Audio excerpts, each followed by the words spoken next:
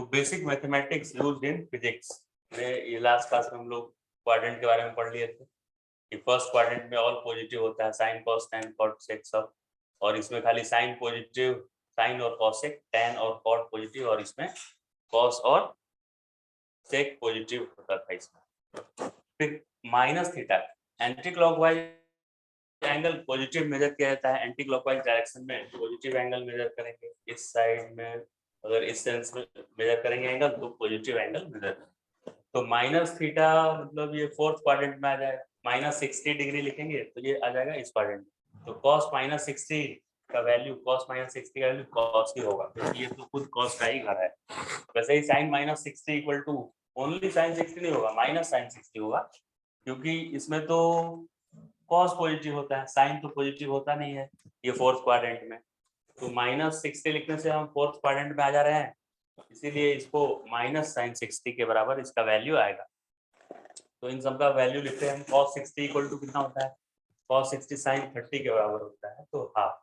फिर sin 60 √3/2 होता है, माइनस लगा हुआ है तो माइनस √3/2। फिर tan 60 का वैल्यू होता है √3, यहाँ माइनस लगा हुआ है तो माइनस √3, ये वैल्यू हो गया इनका। और जनरल फॉर्मूला इनके लिए अगर लिखें तो sine minus theta equal to formula होता है माइनस साइन थीटा, और cos minus theta equal to हो जाएगा ओनली cos थीटा, माइनस नहीं होगा, लेकिन tan minus theta equal to minus tan theta, ये फॉर्मूला है नेगेटिव एंगल अगर आएगा फाइंड करने के लिए उसके लिए।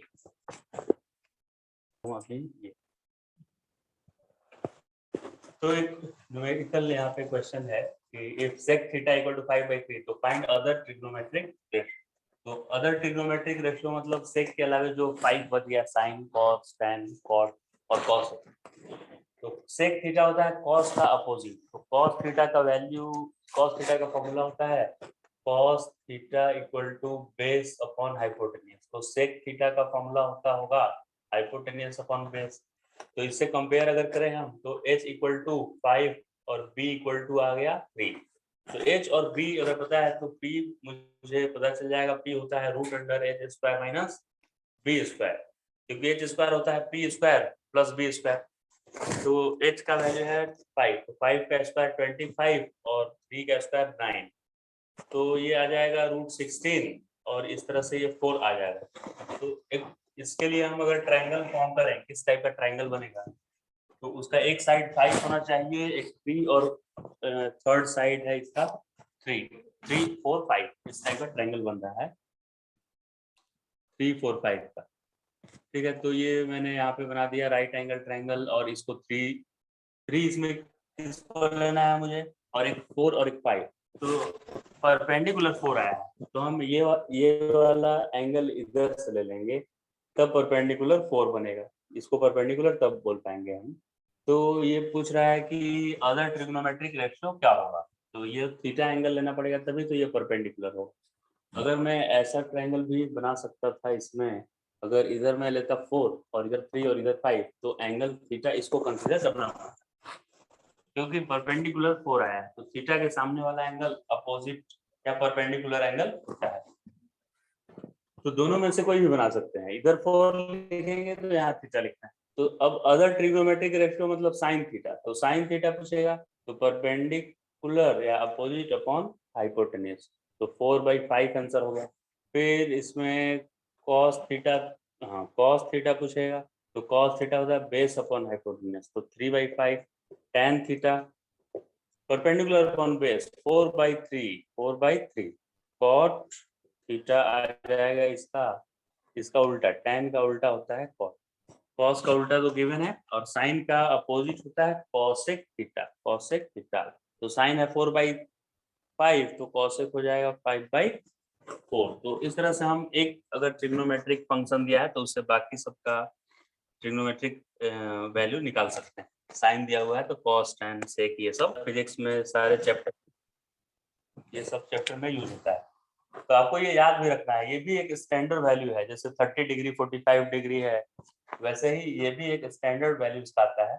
तो अगर 3 5 और 4 का ट्रायंगल बना हुआ है तो जिधर 5 वाला और 3 साइड है ना, जिधर ये वाला एंगल 53 आ जाता है, 53 मतलब 5 और 3 से जो बना हुआ है। और ये 90 तो है ही, 90 तो ये 53 तो ये वाला साइड 37 हो जाएगा। तो ये लिख देंगे 37। ये याद रखने का ट्रिक है कि इधर 5 इधर 3 होता है, वो 53 डिग्री होता है। तो अब ये 53 और 37 डिग्री का हम लोग बहुत ज्यादा यूज करने वाले हैं फिजिक्स में आने वाले क्लासेस में।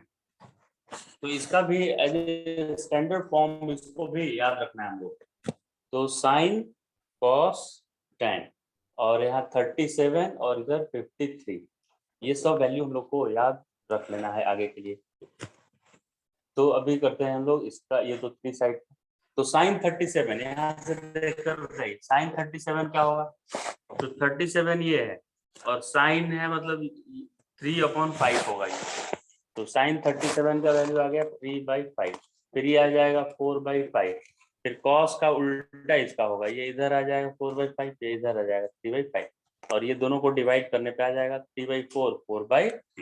तो ये साइन कॉस tan का वैल्यू 53 और 37 डिग्री के लिए याद से लिखिएगा। तो फॉर स्मॉल एंगल फॉर्मूला होता है sine theta equal to theta ही लिख सकते हैं, मतलब साइन 3 डिग्री इक्वल टू 3 ही आंसर आ जाएगा। साइन 2 डिग्री लिखा रहेगा तो उसको हम 2 सिर्फ लिख देंगे 2। तो यहाँ पे स्मॉल एंगल के लिए ये कैसे सेटिस्फाई कर रहा है वैल्यू। वैसे ही कॉस थीटा अगर स्मॉल एंगल रहेगा, थीटा टेंड्स टू अगर 0 है यानी 1 है 2 है ऐसा थीटा है, तो इसका वैल्यू 1 होगा। मतलब साइन थीटा इक्वल टू तो थीटा होता है स्मॉल एंगल के लिए, लेकिन इसका वैल्यू क्या होगा 1। वैसे ही tan का वैल्यू स्मॉल एंगल के लिए tan थीटा इक्वल टू क्या हो जाता है स्मॉल एंगल के लिए थीटा हो जाता है। ये तीनों फॉर्मूला है। अब ये कैसे आता है फॉर्मूला वो अभी एक्सप्लेन करने वाले हैं। पहले फॉर्मूला इम्पोर्टेंट है कि थीटा रेडियन में है। थीटा किसमें होना चाहिए, रेडियन में। ये सब थीटा होना चाहिए रेडियन। तो 5 डिग्री से कम थीटा का वैल्यू 5 डिग्री से कम है तो रेडियन में कितने से कम होगा। तो 5 डिग्री को रेडियन में अगर कन्वर्ट करें हम तो थीटा लेस देन होना चाहिए 5 × π/180। तो पाई का वैल्यू तो 3.14 होता है। लिख सकते हैं कि थीटा ये रेडियन में है और ये इसका वैल्यू 3.14/180 यानी ये 0 पॉइंट समथिंग ऐसा आने वाला है इसका वैल्यू, यानी 1 से ये हमेशा कम आएगा। तो ये एंगल जो भी पुट करेंगे हम, ये तो रेडियन में पुट करना है, मुझे डिग्री में ये नहीं पुट करना है, क्योंकि डिग्री में पुट कर देंगे इसका वैल्यू तो अगर यहाँ पे किसी ने 3 डिग्री पुट कर दिया तो साइन 3 = 3 आ जाएगा, जबकि साइन थीटा का मैक्सिमम वैल्यू 1 ही होता है। 1 से ज्यादा वो नहीं होता है साइन थीटा, इसका मैक्सिमम वैल्यू 1 है।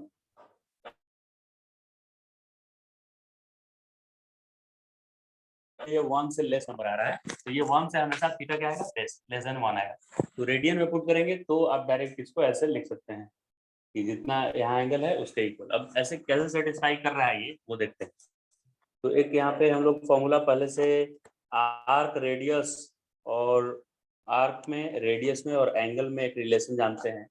थीटा इक्वल टू होता है आर्क अपॉन रेडियस, यानी L/R लिखते हैं, S/R भी लिखा हुआ रहता है कहीं। तो अगर ये बहुत स्मॉल एंगल है तो स्मॉल एंगल रहने से ये वाला एंगल टेंड्स टू 0 होगा और ट्रायंगल का तीनों एंगल मिलाकर 180 होना चाहिए। तो ये एंगल अगर टेंड्स टू 0 है, थीटा अगर स्मॉल एंगल है टेंड्स टू 0 ऐसे है एंगल, तो ये लगभग 90 हो जाएगा और ये भी क्या हो जाएगा 90, क्योंकि ये तीनों मिलाकर क्या थे 180। अब ये कम हो रहा है तो ये एंगल बढ़ेगा और ये दोनों तीनों मिलाकर अगर इसको मान लीजिए हम 0.001 लिए तो इन दोनों को तो मिलकर पूरा 180 या 179.999 ऐसे हो जाना पड़ेगा। तो ये लगभग 90 हम मान सकते हैं। और अगर ये 90 है तो इसको हम बेस कंसीडर करें, इसको परपेंडिकुलर और ये एंगल थीटा स्मॉल एंगल के लिए, तो थोड़ा हम और भी इधर एकदम स्मॉल एंगल बनाते हैं। ऐसा अगर है तो ये लगभग कॉर्ड के जैसा ये बन जाएगा।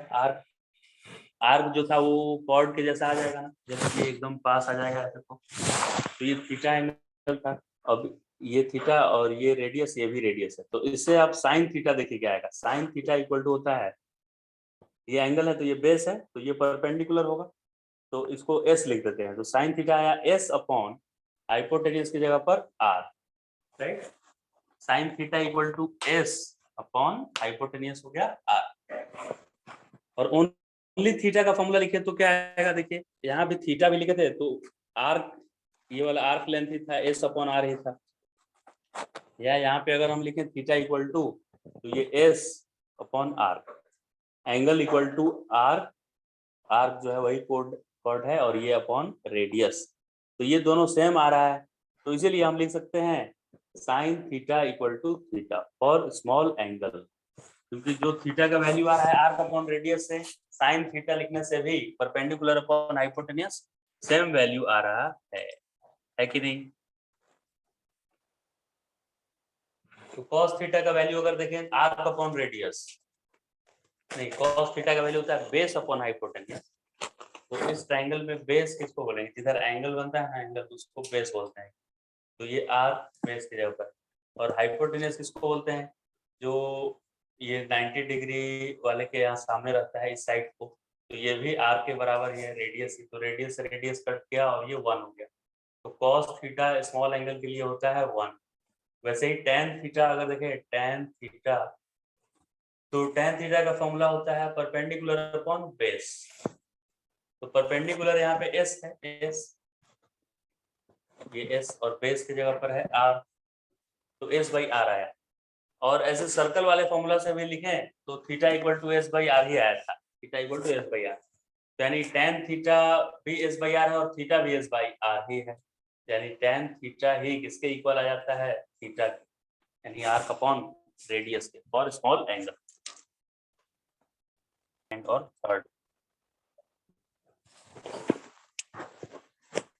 साइन 1 डिग्री, तो 1 डिग्री के लिए पहले इसको रेडियन में कन्वर्ट करना पड़ेगा, रेडियन, तो 1 डिग्री को रेडियन में कन्वर्ट करेंगे कितना आएगा, 1 डिग्री इक्वल टू 1 इंटू 5/180, तो इसको लिखेंगे हम साइन, पहले 1 डिग्री है ना तो उसको लिख देंगे π/180 रेडियन लिखेंगे। अब इसका वैल्यू π/180 ही आता है, पाई का वैल्यू फिर अगर और भी सिंप्लीफाई करना है तो 3.14 लिखेंगे, 180 नहीं लिखेंगे यहाँ पाई की जगह पर, तो इतना आ गया आंसर। फिर tan 2 डिग्री का वैल्यू क्या आएगा, तो 2 को भी लिखना पड़ेगा मुझे रेडियन में, तो tan 2 डिग्री मतलब आएगा 2π/180 रेडियन, है ना, 2π/180 रेडियन, तो इसका वैल्यू आ जाएगा tan, ये भी स्मॉल एंगल ही है, क्योंकि पाई का वैल्यू 3.14 रखेंगे और 180 से डिवाइड करेंगे तो ये 0.0 ऐसे आएगा, बहुत छोटा नंबर आएगा, तो ये स्मॉल एंगल है इसलिए इसके लिए भी वैल्यू हो गया 2π/180 ही आंसर होगा। लेकिन cos 1 डिग्री है, इसको पहले रेडियन में कन्वर्ट करना पड़ेगा, तो cos 1 डिग्री को रेडियन में कितना लिखेंगे, cos 1π/180, तो लेकिन cos theta equal to theta नहीं होता है स्मॉल एंगल के लिए, cos थीटा इक्वल टू 1 हो जाता है, तो ये 1 आंसर आ जाएगा इसमें। तो फर्स्ट का आंसर आया π/180, सेकंड का 2π/180 और थर्ड का आंसर आया 1।